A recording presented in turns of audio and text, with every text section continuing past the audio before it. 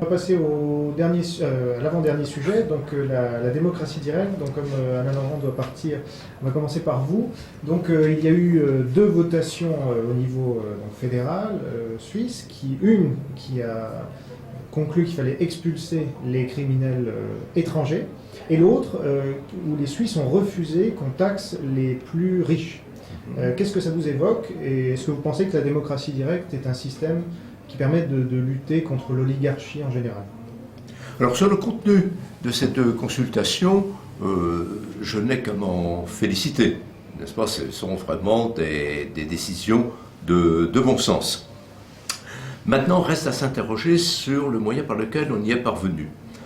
C'est en effet celui de la démocratie directe, avec l'initiative qui vient d'un certain nombre de citoyens qui proposent qu'il y ait ce qu'on appelle en Suisse une votation, puis ensuite les citoyens sont consultés et personne d'autre n'a son mot à dire, et surtout pas les gens de l'État, toutes les pseudo-élites qui sont en général horrifiées, n'est-ce pas?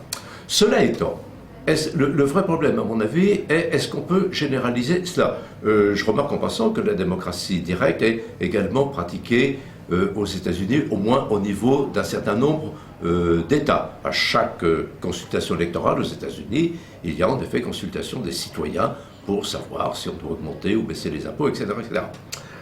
Le problème de fond que ça pose lorsqu'on dit mais ça devrait être généralisé, c'est transposable partout, c'est le peuple qui va, les citoyens qui vont s'exprimer, c'est qu'on oublie la grande leçon de Montesquieu à propos des constitutions. Ce qui compte, c'est pas moins la constitution que les mœurs. Et c'est parce que en Suisse, il y a une tradition, en effet, de responsabilité citoyenne et je dirais, de bon sens que ça marche.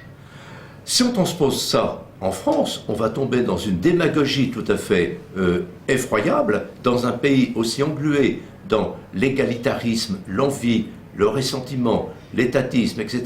Le fait que l'État doive s'occuper de tout et nous servir sans arrêt de nounous, de nurses, et ainsi de suite.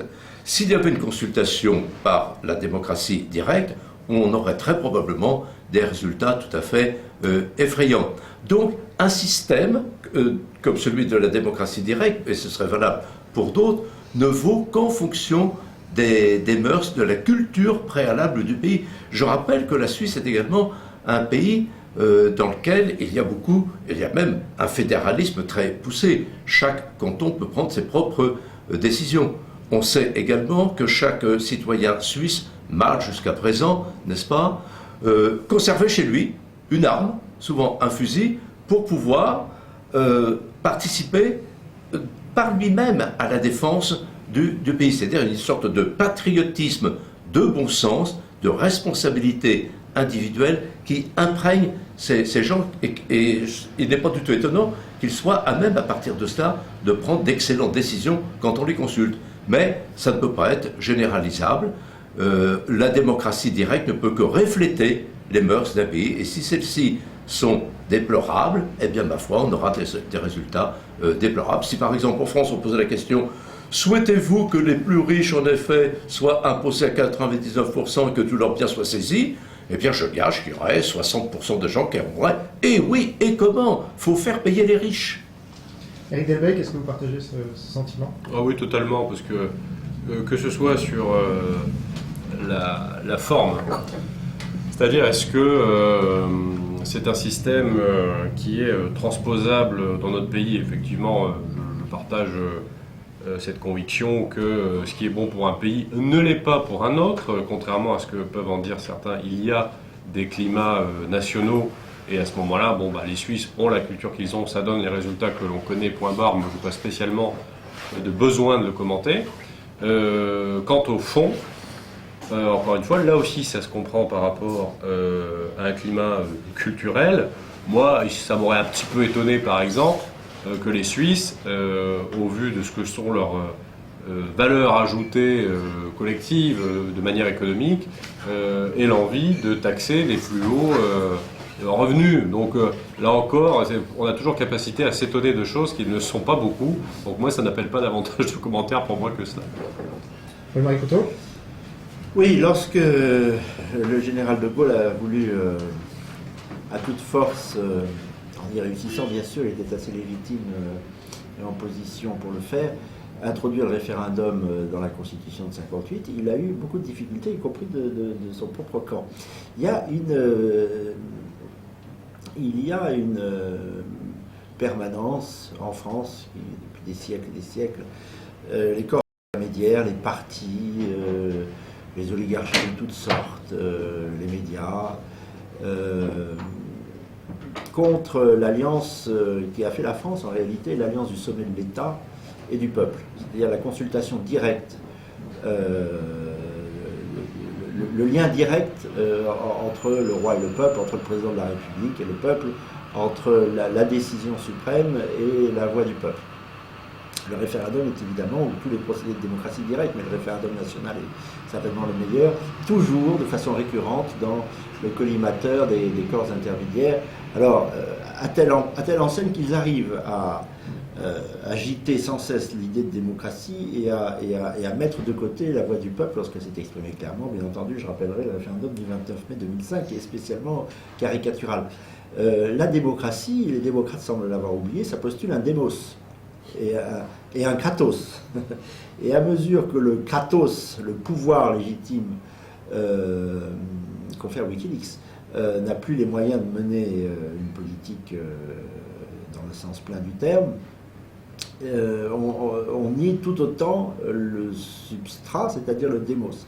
Les démocrates nient le kratos tout autant que le démos. C'est une conception renversée de la démocratie, et les procédés de démocratie directe comme le référendum redonnent leur sens au mot, et en particulier au mot démocratie. Évidemment, nous y sommes, enfin je dis nous, je pense d'ailleurs la majorité des Français tiennent au référendum. La meilleure preuve d'ailleurs, c'est que la participation lors des référendums, sauf quand il s'agit de se prononcer sur la Nouvelle-Calédonie, il y a eu un couac en effet, mais la participation est souvent très très large, parce que ça veut dire que le peuple se sent à ce moment-là consulté, et le filtre des partis et des corps intermédiaires ayant disparu, le peuple prend ses décisions en main. Il faut évidemment multiplier les référendums. Je note d'ailleurs que sagement, dans la Ve République, on ne peut pas soumettre n'importe quel sujet à référendum. Et en effet, il y a certains sujets pour lesquels le dernier recours appartient au peuple, et d'autres, à mon avis, pour lesquels il serait très superflu de le consulter. Je ne dis pas dangereux, c'est pas du tout, mais superflu. C'est le petit rebond que je voulais faire. Effectivement, il y a dans l'usage proprement gaullien, auquel je souscris à titre personnel de la Ve République, il y a l'idée qu'on consulte le peuple sur des sujets solennels qui engagent durablement la nation, les générations futures. Il n'y a pas non plus un usage, j'allais dire, ludique et accessoire, comme ça on va poser des questions au peuple à tout point de vue, pour répondre à des questions dont il est normalement de la responsabilité des gouvernants d'apporter une réponse. Et c'est là où pour moi s'arrête l'analogie entre ce qui peut se passer en Suisse et le cas français. Effectivement, il ne s'agit pas de consulter le peuple sur tout et sur rien. D'ailleurs, le consulter sur tout et sur rien, c'est le consulter sur rien du tout.